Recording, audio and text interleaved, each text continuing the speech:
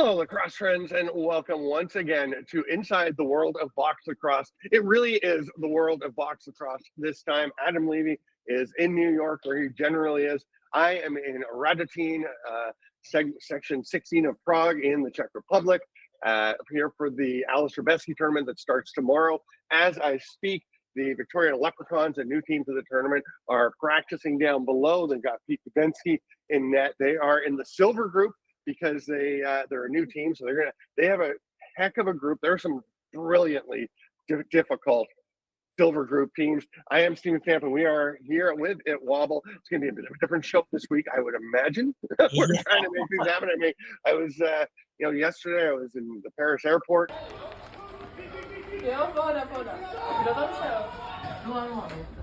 Here we have the first face-off of the 2025 Alice Rebeski Memorial, and I think we have the first goal. As I'm heading up the stairs to the tower. Here's Levi, the cameraman, and here's my little space over here. We have our website open, rosters, the monitor, and you can see replay of the first goal, and they are back, and out here in front of us is the little slice of heaven that is LCC Radotin. Soul in the purple, Res Dogs in the red. That is the scene. Tell everybody where they can find the Rebeski game so they can listen to you call them. Yeah, just go to, you can find the website and check all the schedules and scores and everything at ahmemorial.cz or CZ if you're in America. And the YouTube channel is the LCC Radotin YouTube channel. There's a playlist for the Rebeski. The draw for the groups is already up. Stay up to date with box lacrosse all over the world with Inside the World of Box Lacrosse. And the first game is at 8:10 a.m. tomorrow morning Czech time, which is 2:10 Eastern time, and that would be actually tonight on the West Coast. Wow. You get your head kind of wrapped around that. Anyway, it should be a lot of fun. I'll be calling a bunch of games. It's going to be a blast, and hope everyone can check those out and follow those. And so just a quick note, Stamper, for people who are tuning in and who will see this as recorded, you will be there for a little bit. So as a programming note for next week, what should fans expect? Yeah, I don't. So next week I've got Monday and Tuesday off, I think, and Wednesday off. Maybe there's some time between the tournaments. So because I'm staying here for eBox and SheBox, which is next weekend. So I think we can maybe go normal time-ish, Wednesday at 9:30 a.m. Eastern time. That's the plan. I'll see if I might. Who knows? We'll have to see a castle. We're gonna have to change it. Anyway, we are going to take a look back at the final week of the regular season. We're going to look at the playoffs and kind of see what else comes up, right? Yep. As always, the banter is going to be involved. So we're starting with last week's games, and it wasn't probably the most exciting. Everything was building. There's so much excitement coming down the stretch of the season with the push for the playoffs. It wasn't a weekend filled with thrilling games for the most part. Mm-hmm. We had some blowouts, Saskatchewan over Ottawa, when Ottawa was close and then found out, I guess, partway through the game that they were eliminated from the playoffs. Yeah. They seemed to slow down pretty dramatically. And Saskatchewan let Ottawa know, and it got under Ottawa's skin. At least that's what they were saying on the broadcast, and you did see it getting a little chippy. So that was interesting sportsmanship. Interesting. So what game stands out to you from the weekend? I think the Albany San Diego game, that was a win and you're in, losing you're out for San Diego, win and you have a chance to be in, losing you're out for Albany. And it was a great game, terrific goaltending. First half, Doug Jamieson was most of the first half until right down by the end. Doug Jamieson was great, and then Chris Origlieri really turned it on in the second half. Yeah, the second half was phenomenal, and I think you're spot on. I mean, that was the game of the weekend. So much riding on that one, and then also just the way that it came down to the end. Westberg leading his team once again. I know that sparked Cooper Perkins, San Diego play-by-play announcer, to say that he thinks that Westberg is his MVP winner. So we know who he's voting for the MVP. But how do we feel about that? Not about him announcing. I'm fine with him. But Berg, I think he's in the conversation. Yeah, I mean, I think that it's valid to say that when you look at the impact that he had on that team in terms of the goals that he scored and the plays that he made. Mhm. San Diego wouldn't be where they are without him. The question obviously is, how do you value that kind of impact that he made with, let's say a Jeff Teat or a Connor Fields, where the team did better and the players had better statistical performances. But I think it's a great point to bring up, and it obviously sparked a ton of conversation, which is what we all want in this world, and it's why we have shows like this. Yeah, I think Berg has been fantastic for them, and I was looking it up. They had a bunch of 1-goal games this year, 1-2-goal games. He scored the game winner in every one, like 5 or 6 of them, right? Like crazy. I just think when he's 47 points behind Dane Smith for the scoring title, that's a big difference. Those are pretty valuable points that Dane Smith and Josh Byrne are putting up. So that actually reminded me, because I did look it up and I had tweeted it out. So the last player to have less than 80 or less than 90 points in a season to win MVP was Jeff Shattler, 2011. I wasn't covering the NLL at that time, Stamper. I noticed that season Ryan Benesh had a great year and Jeff Shattler was outperformed statistically by many other teams. Mm-hmm. Why did Jeff Shattler win that year? It's interesting. I mean, he was really good. I mean, he had a great season. The funny thing is, he also won that year the Transition Player of the Year, right? Right. So he wasn't playing transition. That's the thing. He had been playing transition. That had been his role, like Dane Smith and Mitch Jones and so many guys. He started in the league in transition, but then he actually switched and became a forward that season. So I think, honestly, some people were still thinking of him as a transition player and thinking, what do you have, 77 points? I got to look it up. I think it was 75. 75 points, yeah. And he would go back and play the odd shift, but he definitely moved to forward that year. So I think people were like, transition player with 75 points and 30, here, I'll pull up 29 goals. And he was great. Like, he was a driving force for them. Right. I thought it was a bit of an odd one. Mm-hmm. Possibly. So let's just take a step back. Are you saying that there was an error in the awards voting? I'm saying that it used to be even more so than it is now, that the determining factor of whether a player was a transition player and was eligible for that award and things was if there was a T beside him on the roster. Right. I'm not even kidding either. Like, that was it. Like, you could check with the league at the time. Somebody did check with the league. Yeah. Brian Shanahan actually asked the league, and they said, if there's a T beside them, then. Well, it is an interesting parallel to this year because you had Courier playing forward, you had Ian McKay also up front, and a bunch of those guys. So interesting that just happens to be in the conversation as a parallel. Yeah. So speaking of interesting and positions tonight, I don't know if you noticed on the balloting for the balloting for the NLL, the league's awards, Adam Poitras is nominated for Transition Player of the Year. I did see that. Yeah, and that's interesting. That's not actually a bad call. Like, I mean, he's not going to get. He's not getting one of my votes for transition player.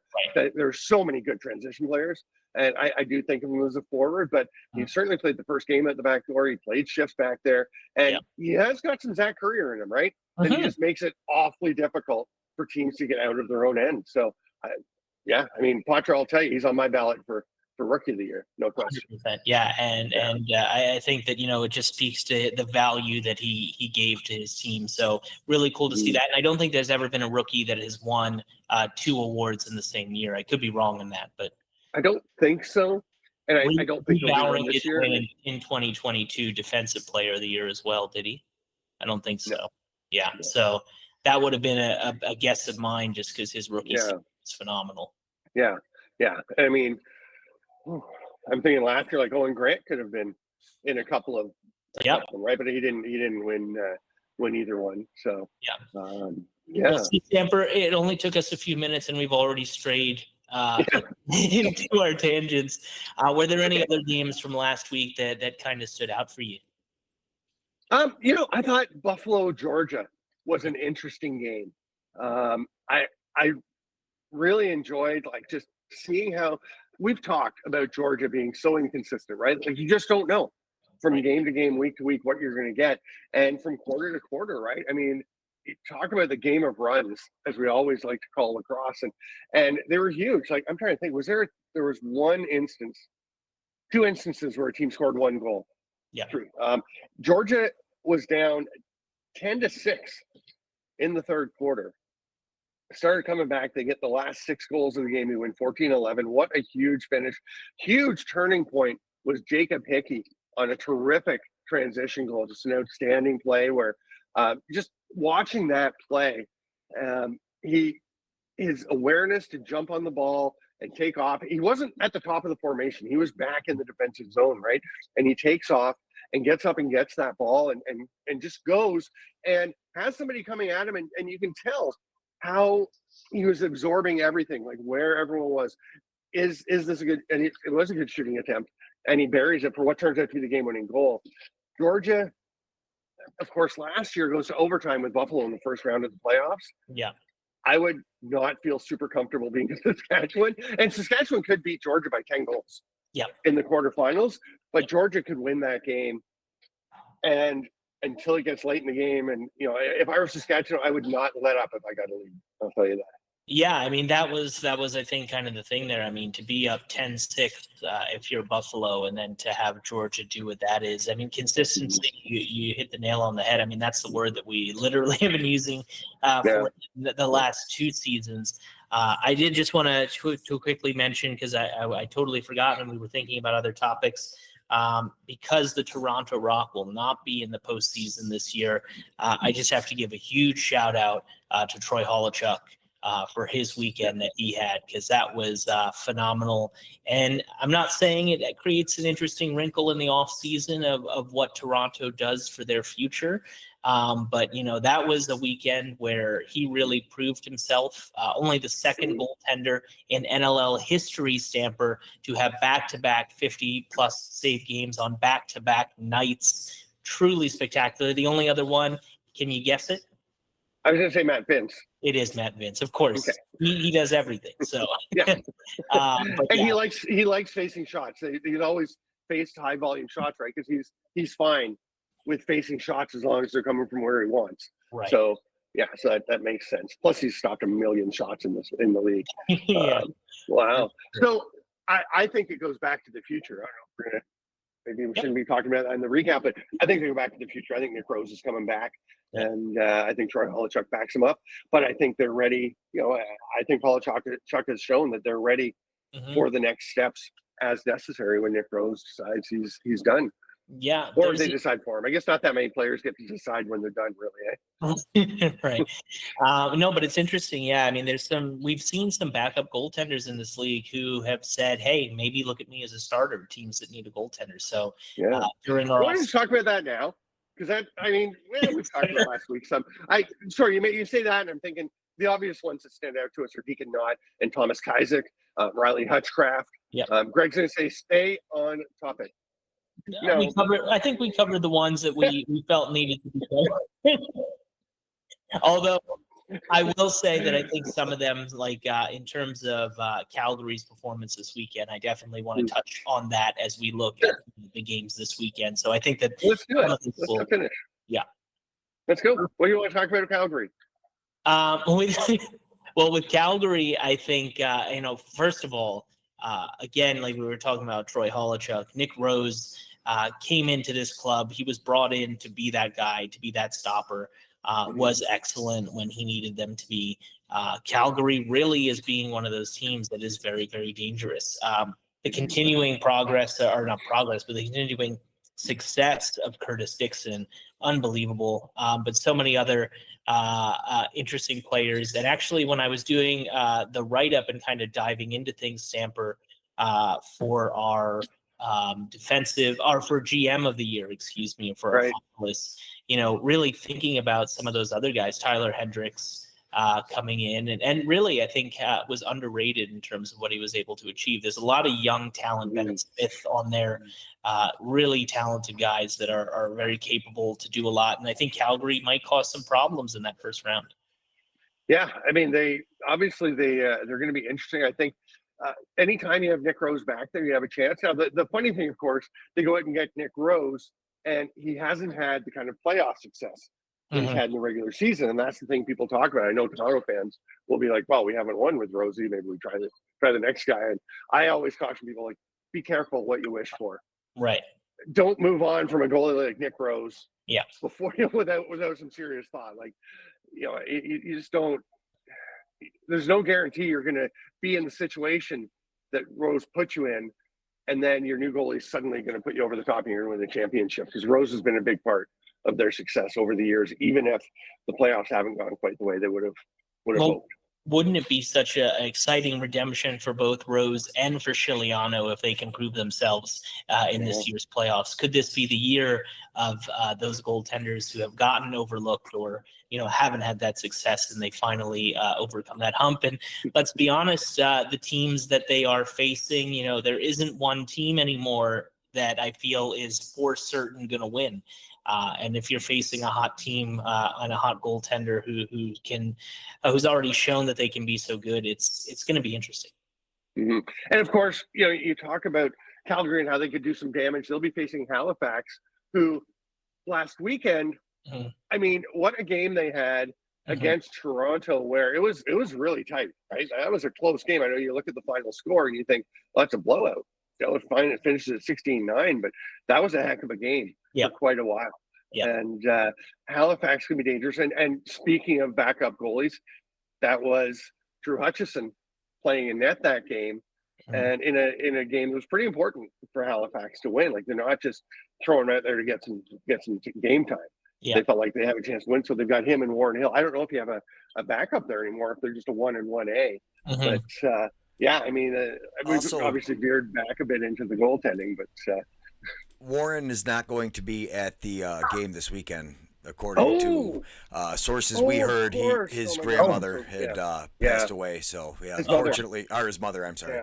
Unfortunately for Warren Hill, he won't be there. To Warren and their family. Cheryl is a rock of that community, and I'd forgotten about that. So that, I mean, that's a tough one, right? So he's not going to be there this weekend as well.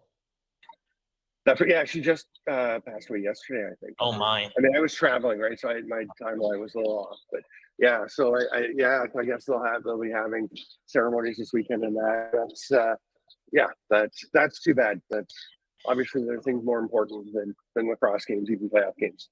Of course. Well, thoughts and prayers to the whole family, and hearts go out to them. So that is that's everything for this first section. It's hard to move on from that. Yeah, we'll wrap up the first section with our best wishes and condolences going out to the Hill family and the whole community in Six Nations, where we know Cheryl was very important to so many people.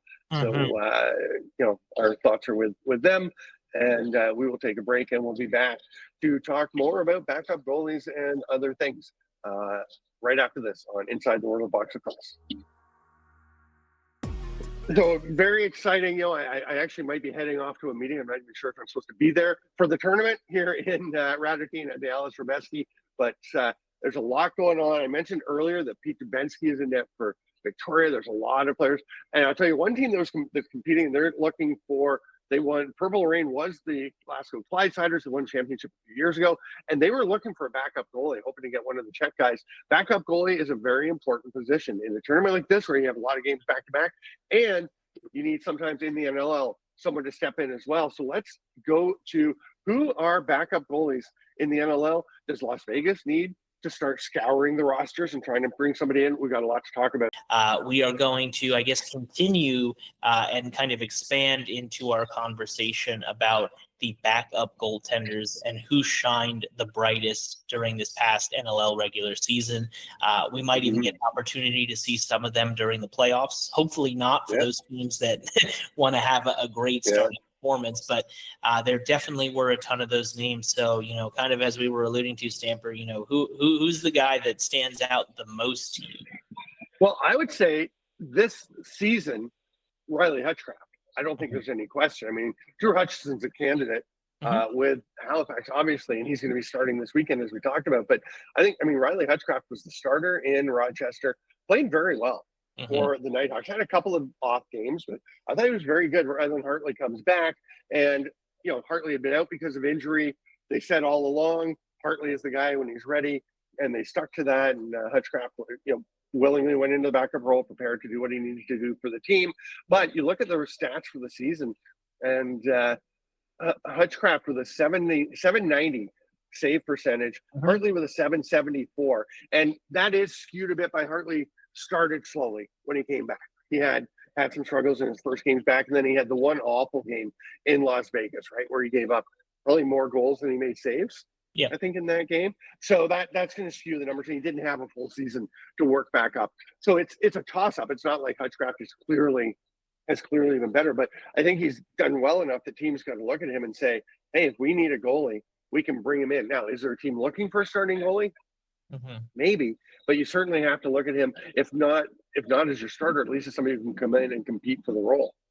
Yeah, I mean, it's interesting. I have the numbers up right here, and Hutchcraft had a better goals against average. His goals against average this season was 11.24, better than Warren Hill, better than Christopher Origlieri, better than Brett Dobson, better than Nick DeMude, better than Landon Kells.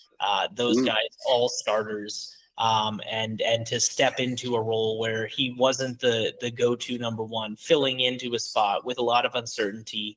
And I think one thing that we have to always note with backup goaltenders is, they will always try their best to be prepared, but when you're not getting regular reps of game time, stepping in and having that uncertainty can be a real challenge.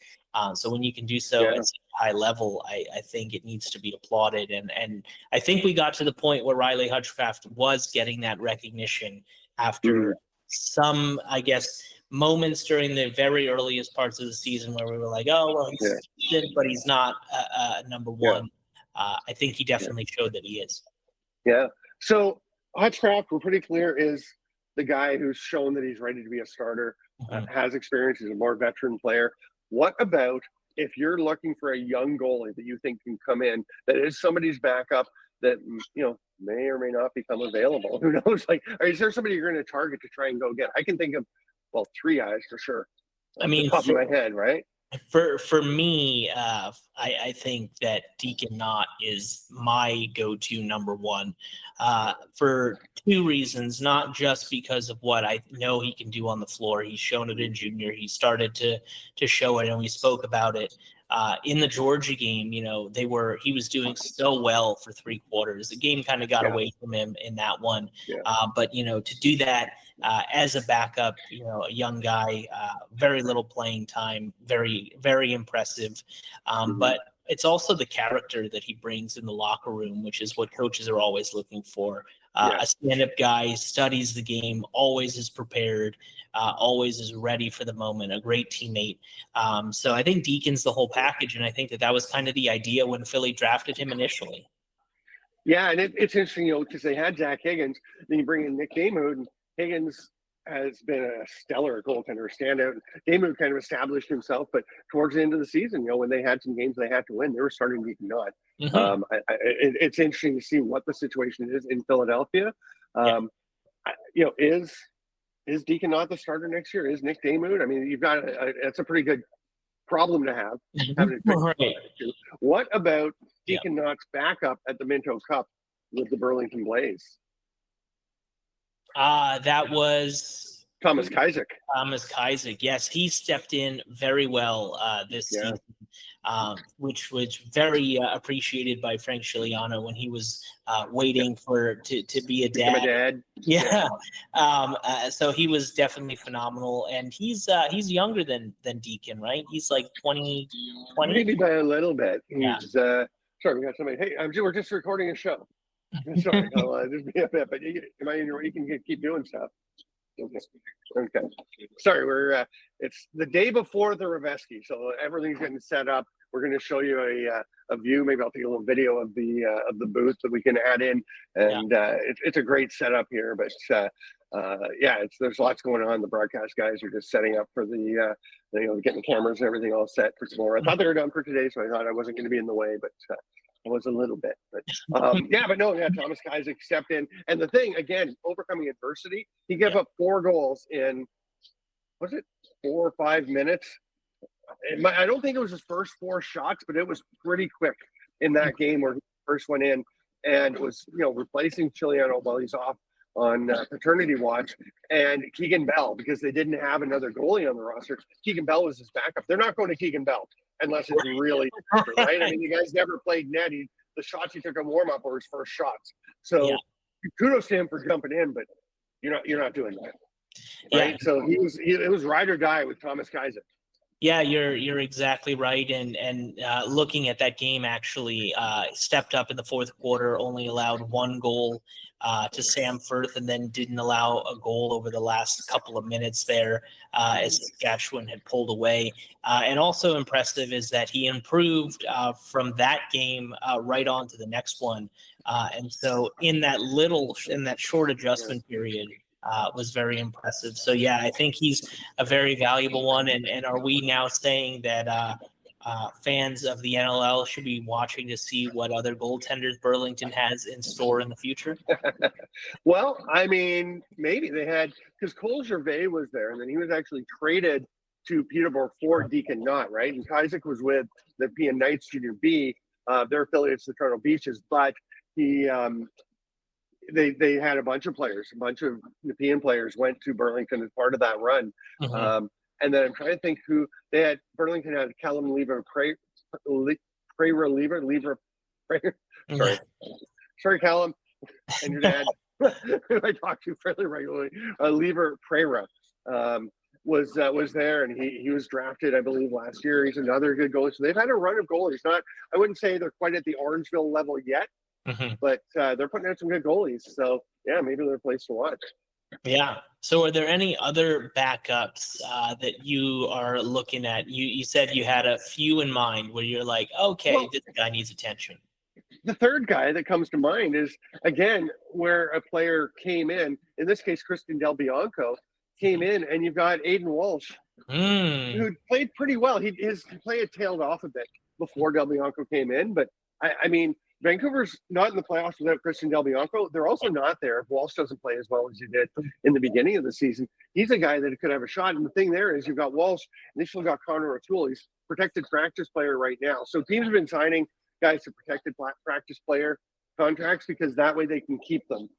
You get to do that, protect one practice player, and he becomes a restricted free agent at the end of the season. So that's why you see that happening.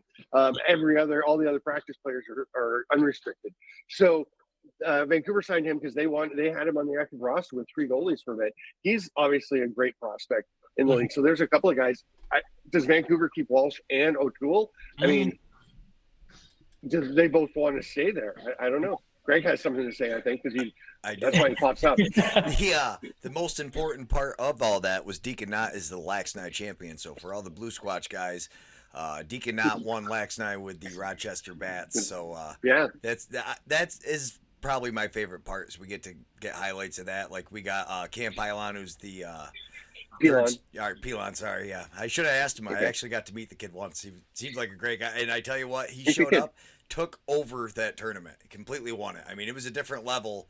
You could tell he was just that much better than everybody else that was there. It was crazy. But no, he played for Era the year before. He played with an Irish club at Laxide the year before. So.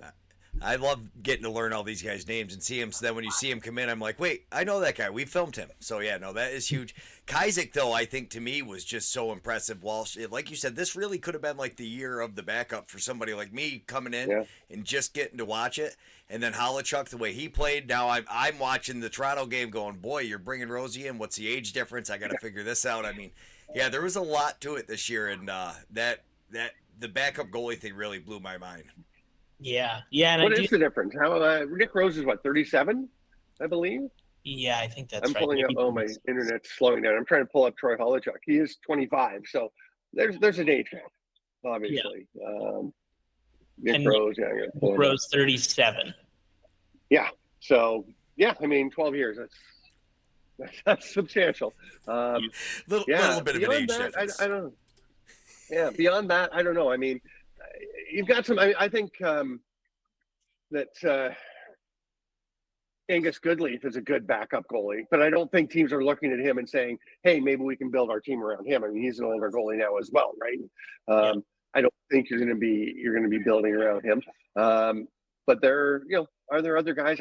I feel like that might be about it. I mean, you've got Andrew Kidd, Cam McLeod, young goalies that have shown some stuff, but I don't think any of them have done what our trio of Knott, Kaiser, and Walsh have done to set themselves up for potential suitors. Right. Although I would say that right behind them would be Hutchison in Halifax, just because he did struggle in some games, but he also was excellent often when Warren was not. Right. So definitely deserves some credit. And glad you mentioned Andrew Kidd, and I know that Greg is excited whenever Dougie's not hitting it, which obviously, I mean, Doug is phenomenal and he's always going to be great, but Andrew is a good young goaltender to keep your eyes on as well. So my last question, I swear, on this one is, you're the Vegas coach. Who are you starting for your Vegas goalie if you have a game tomorrow? Tomorrow? A Wednesday? Who plays well on Wednesday? I think I would start Justin Getty right now.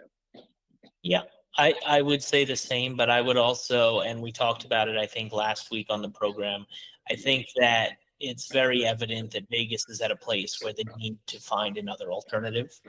And it's not coming in the draft this year, I don't think. Right. They have a high pick, but there's nobody. I don't see any goalies that are ready to come in. Like, there's no Brett Dobson who's ready to come and play and be your starter. And even Dobson, they weren't sure was going to be right away, So I guess maybe a Dylan Ward would be the way to say it. But even he started behind Ty Belanger, right? Or not? Ty Belanger. So, I think that'll be something we'll need to monitor over the off season. But I think that at this point, you need to try something else, because that has been the what's the word I'm saying? It has been the issue for them, and the glaring issue. It was crazy. Yeah. Well, let me say something quick, Sam. Interesting when we talk about Kells. He and I actually feel terrible for him. That when the NLL put out their list of goaltenders, they listed all 13 starters except for Kells, or all 14 except for Kells. Now Kells was the worst on goals against average, but if you're putting 13 nominees for an award and there's one winner, you got to put the other one. I mean, that's not fair to do to him. And it's interesting. Like, I'm looking at the save percentages, which we've talked about this. I look at save percentages much more important, and the goal saved above average is an interesting stat. But I mean, Kells wound up with a 736 save percentage, but which there is a drop off. I mean, but there's a group like Brett Dobson 763, Warren Hill 764, Chris Riglieri 765. Yep. Those are all starters who are talked about as, at times as some of the top goalies in the league. So it's first of all, it's not a mountain for him to climb. There's a hill for Kells to climb to get back into that group, because he hasn't performed the way he or anybody else would have expected or hoped. But I mean, the thing to me when you talk about Landon Kells and Justin Getty and Vegas comes up, that's kind of what propelled is there a backup somewhere that you want to sign, right? To me, that's part of it. That, as we're talking about this, Las Vegas is the obvious team that you're thinking they could use a starting goalie. Did they try to get Riley Hutchcraft? Did they try to get not Kaiser, Walsh? I don't know if we've talked about this before. Like, if you get one of those guys, is it a big step up? Is Deacon Knott's been great. I know you're a big fan. I'm a big fan. Is he ready to step in and be a starter week to week and be better than Landon Kells or Justin Getty right now? Yeah. I mean, yes, he is, or yes. I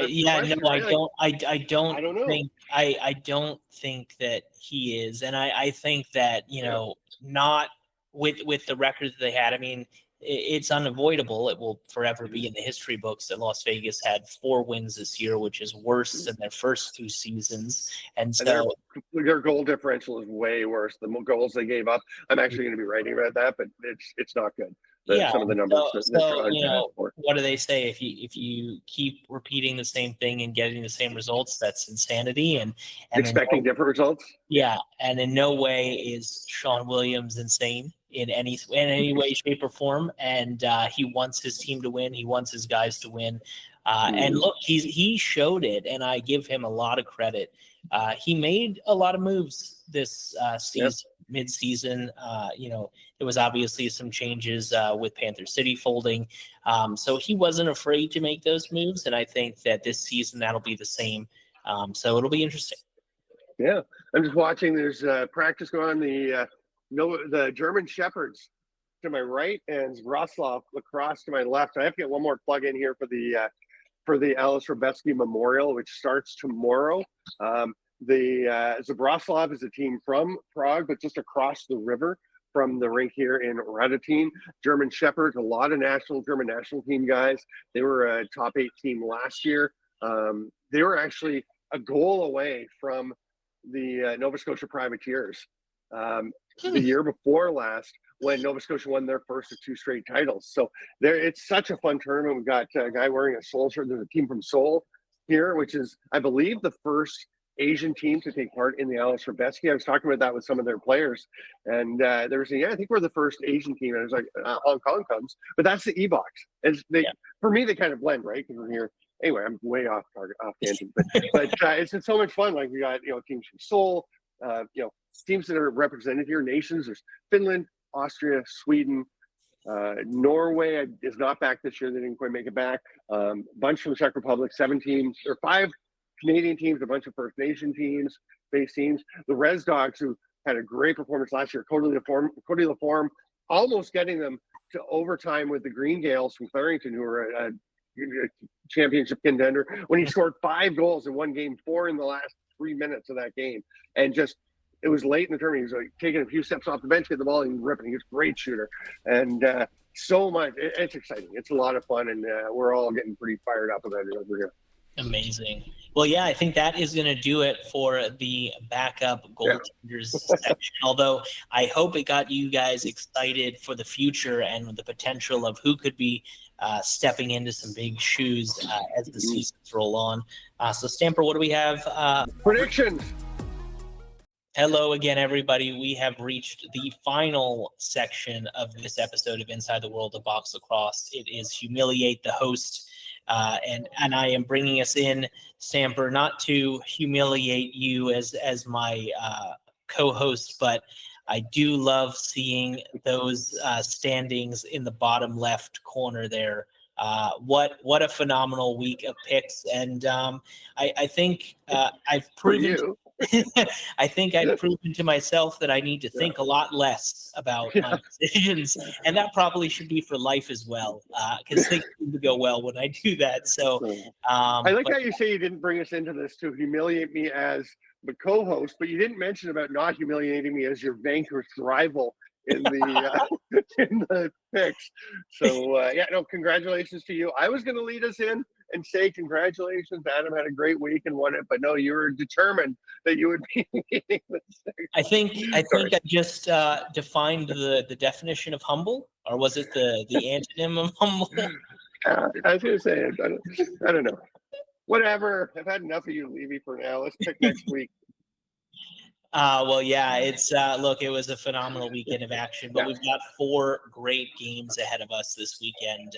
Like we've been outlining during this show, and what we've been kind of alluding to over the past few weeks, is that we just have no idea who's going to be winning any of these games. There's no one for certain. So, Stamper, do you want to kick it off with that lone Friday night game, the Buffalo Bandits and the San Diego Seals?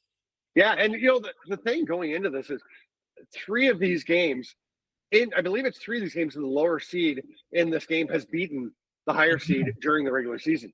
Yeah. So there are no sure things, including, Buffalo and San Diego had that incredible home and home series in the season, week to week, where they're in Buffalo the one week, then San Diego the next, or vice versa. And they were great games. Both, one went to overtime, the other comes down to a goal. Like, they were excellent games. This is no 1-versus-8 gimme. San Diego is going to be a real challenge for Buffalo. You saw Buffalo last week lose against Georgia, but they had first place locked up. Georgia had a ton to play for, and Georgia was obviously the hungry team in the fourth quarter. I don't know. And speaking of Georgia, of course, Buffalo went to overtime with Georgia in the first round last year. So anything can happen. I am going to take Buffalo because it's hard to imagine the two-time defending champs losing the first round. Although in some ways it's more realistic to see them losing the first round than when they have a 2 out of 3. So I think that's a fair point. Also, once they get rolling in those sold-out playoff atmospheres in Banditland, that momentum will also continue to build. So in that one and done, it's huge. And, what we saw from San Diego with their fight against Albany, shows how, potent they can be, plus the games earlier. I'm a little nervous to be showing up to this game in Buffalo on Friday, only after Albany beat San Diego in Albany a couple of weeks ago before the final week of the season. I did say that Albany would make it to the playoffs, which meant at the time that San Diego would not be in the playoffs and we would have to go face them. So I hope they're not mad at me as well as Buffalo, because then it's just very uncomfortable. Wow, that'd be really something if you go into a rink and both teams' fans hate you. You've made it, man. You've made it big if that's the case. It's look, these are the challenges you got to face in life. Having said all of that, I think it's one of those things where for Buffalo, I can't pick against Buffalo in Banditland in the playoffs until they start losing in the playoffs, and that really hasn't been happening for a few years. So that's a good point. Yeah. It's funny because they were 6-3 at home in the regular season and 7-2 on the road, and gave up quite a few fewer goals, 23 fewer goals on the road. They also scored fewer goals, but it makes sense. But it is hard, isn't it, to think going against Buffalo, like you said, in that home playoff atmosphere where they can just, Josh Byrne can just go and score 4 goals in 3 minutes and the game turns around. Or Dane Smith, or Buchanan, or Chris Cloutier, or Jay Hogan Ashbrook if he's back, or Chase Fraser. Yeah. So also just to give some historical context, Stamper, for the Bandits in the playoffs in the postseason. Here, let me just bring it up all time, because these are the nuggets that we're always looking for. Their home playoff record all time is 30-10. And their last home playoff loss was Game 3 of the championship final in 2022 against Colorado. And they have only lost 4 home games in Banditland, going all the way back to 2007 in the playoffs. So it really does not happen often. No. So we were both on Buffalo, and then we're looking at Calgary at Halifax. And again, Calgary beat Halifax in a really weird game early in the season. That was like the opener, right? Was it 18-17? I think that one. Yeah, 17-16 or 18-17. 17-16, yeah. Crazy game. Nick Rose playing well for Calgary. You've got Drew Hutchison will be playing for Halifax. I think, if there's an upset in the first round, maybe this is the most likely one. Partly because I don't think there's an upset to be had in Vancouver, Rochester. Those 2 hottest teams. Whoever wins is not a huge surprise. Does Calgary pull it off against Halifax? The first ever playoff game in the Nest in Halifax. That's an interesting one. Oh, it's your turn. You have to pick first. So for me, I am going to go Halifax with this one. I think the first home playoff game in the Nest, they just had their largest home crowd in history, almost 11,000 fans. It was standing room only, I heard. So very exciting stuff up there. And this team is on a roll. I mean, they do look very formidable right now. So that's going to be very exciting. And also, I just like the kind of behind the scenes story. Who was it? Stephen Keogh had posted back in February that if Halifax hosts a home playoff game, that they will go on to win the NLL Cup.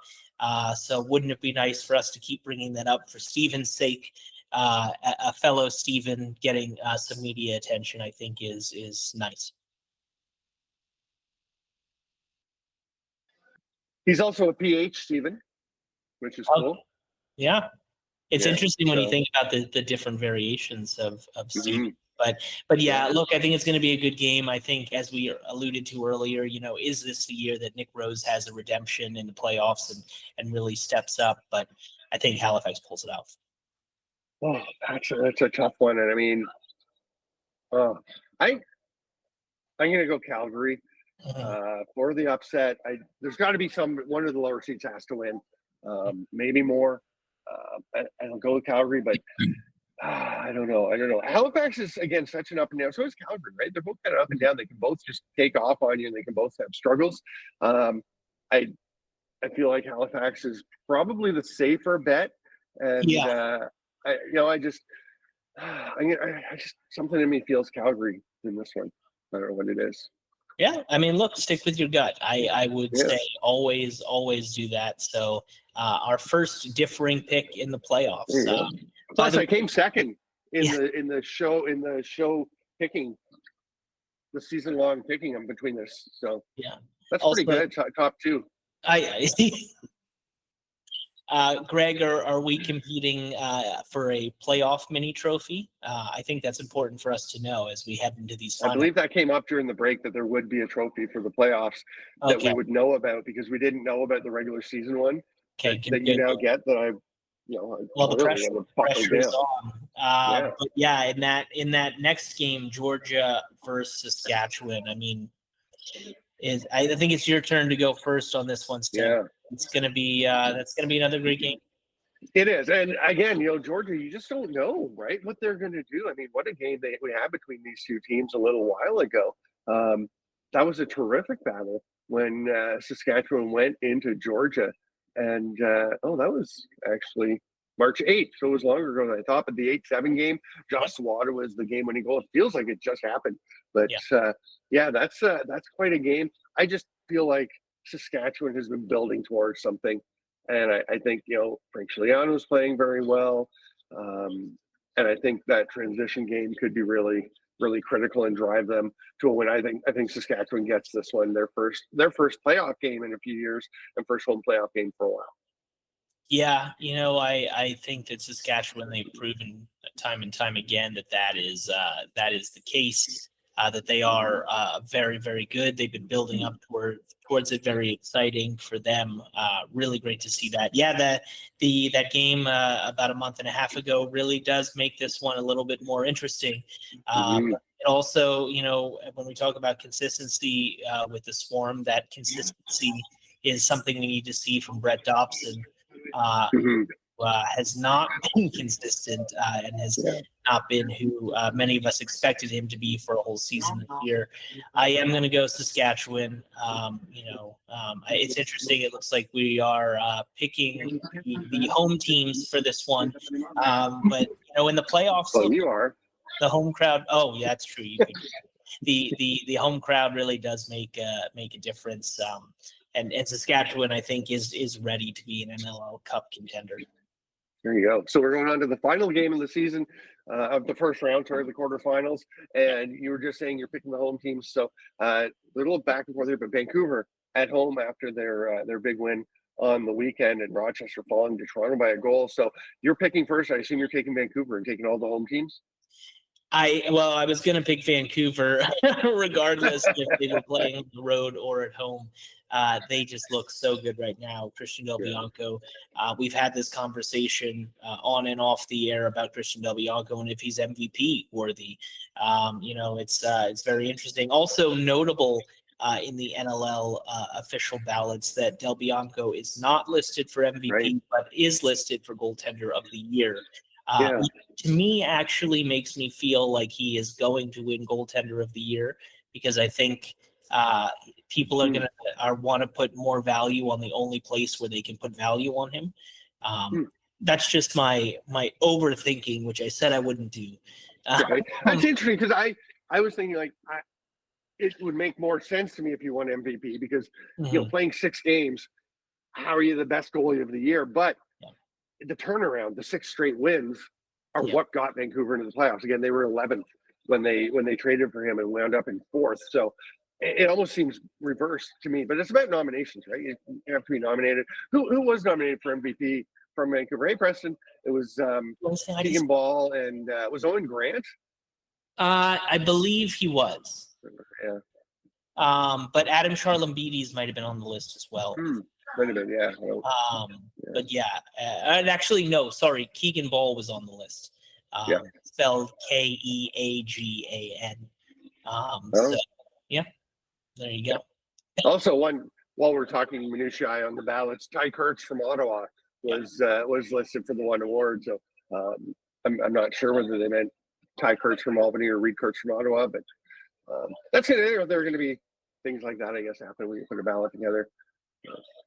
Yeah, and so with that being said, are you going with Rochester or Vancouver? That's a great question. I am actually going to go with Rochester as well, because with Vancouver as well. Okay. Because Del Bianco's playing so well. They're feeling so confident. I think it's going to be a great game. I think Rochester has a real chance at winning, but it's just hard to go against that story of Del Bianco with 6 straight wins, continuing to roll and roll. I don't know when we get off that train. Like, do they win the NLL Cup? Well, what I said, I forget when I said it, but it was probably now a couple of months ago, or no, about a month ago. I said that the Warriors are really starting to feel like the 2019 Calgary Roughnecks when Del Bianco and the Roughnecks did super hot and went on to win the title. I think they won all of their playoff games, including like the last 4 or 5 of the regular season, which is very pretty much to now. So that's eerie. This is I think Del Bianco right now is the guy who's going to carry them over the edge. And look, I hope that Del Bianco, for my sake as a fan, taking myself away out of myself as a journalist for a second, going to Buffalo this weekend, going to go to Vancouver, also doing Friday Buffalo, Saturday Vancouver. If both of those guys win, that means that I get to see Buffalo and Vancouver go against each other in the second round. And to see 2 games of Christian Del Bianco in the postseason is such a treat for anybody. So can't wait for that. Good point. So that will do it for our picks for the first round. We're going to wrap up the show, but we've talked about the awards and things. Make sure you're checking out IL Indoor, where our awards are being teased this week as our finalists. We're putting out 3 finalists for each of the 8 awards that we do. We've put a few out already. There's more coming. So you get to see who our finalists for MVP, Transition Player of the Year, Defensive Player of the Year, Goalie of the Year, Rookie, CM, Coach, Unsung Hero. Did I miss one? I think that's everybody. I think that's them. So, I did just want to mention, sorry, go ahead. I was going to, you go ahead. I think I know what you're going to say. Well, so I don't know, and I'm going to reach out to someone at the league about this because I am curious. I remember last year when I was voting that the media and people who could vote for Executive of the Year. It was interesting. I could be wrong on that, but I think that's right. Yeah. But this year that wasn't on the ballot. That's true. That's interesting because that was one I was on, and you have to fill out. You have to vote for everything. You have to put 5. Yep. Pick 5 people for each one, and I always felt like I don't know who the Executive of the Year is. Right. Like I'll vote. Like I don't even know. I didn't even recognize all the names, right? Because sometimes people are very behind the scenes. Yeah. Maybe they just thought, hey, why do we have the media voting for these people that they don't really interact with or follow? I think that's fair. Yeah, which could be why they took it off. Daddy, yes, honey. Mommy's glasses? I don't know, honey. You'll have to find them. Maybe go on a hunt. Can you go on a hunt and find them? Preston is searching for Nikki's glasses. Okay. In the house. So I guess no point sending Nikki to found the glasses. Right? You found them. Nice hunting there, Preston. So Preston is off of school the first 2 days of this week. Parent-teacher conference. We heard some very interesting news. Apparently, that Preston was telling his teachers that he went to Paris, France, for spring break, which is news to Nikki. Wow. So you got to keep better tabs on that kid. Yeah, he's just jetting off. That's impressive. He travels more than you. Wow, I didn't know if anybody did that. So, I was in Paris yesterday. Oh man, that's what it was. He was living vicariously through you, Stamper. He knew it. He's like, I just know I can feel the feel the pull. We might have to record it again though, but the recording's fun. We get a little bit more banter. Charity doesn't mind talking so much when it's not live on YouTube. My mom actually that's why she's been yammering back there. And then I just had to disappear to go. My mom dropped off soup, and the dogs got out in the yard, so I just had to go get all them because she said you guys said something about the trophy, which yes, we will. I will get the Blue Squatch cups up and ready to roll. We'll have them for next week, and again, thanks so much, guys, for this. I love it. Hey, thank you. It's been a great show, and enjoy everyone wherever you are, and we'll talk to you all soon on ITWOBL.